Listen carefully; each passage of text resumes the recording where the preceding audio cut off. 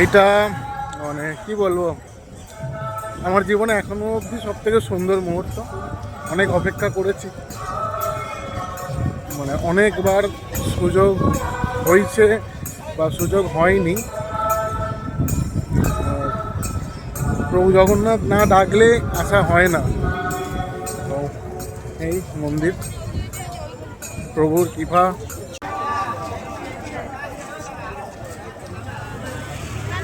প্রভু না ডাকলে প্রভুর কাছে আসা যায় না। তো এই অনুভূতিটা বলে বোঝানো যাবে না। বহু বছর ধরে অপেক্ষা করেছি।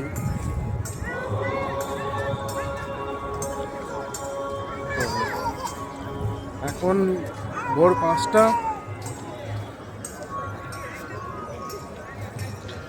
প্রভু দয়া করেছেন, যার জন্য হয়তো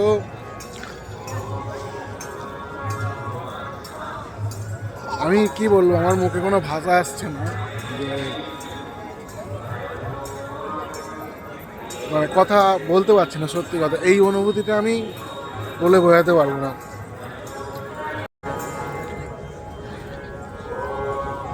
এতদিন ধরে সোশ্যাল মিডিয়ায় দেখেছি, টিভিতে দেখেছি, আজকে প্রথম মানে চোখে দেখার অনুভূতিটা হলো।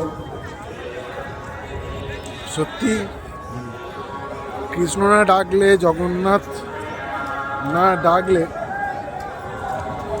আসা যেত না এখানে। যারা প্রভুর কাছে এসছেন একমাত্র তারাই জানেন এই মন্দির সামনে থেকে দেখার অনুভূতিটা। অপেক্ষা এবার ভিতরে ঢুকে প্রভুর দর্শন করার।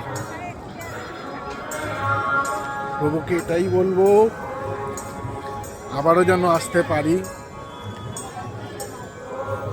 জয় জগন্নাথ, হরে কৃষ্ণ। সবাইকে প্রভু ভালো রাখুন।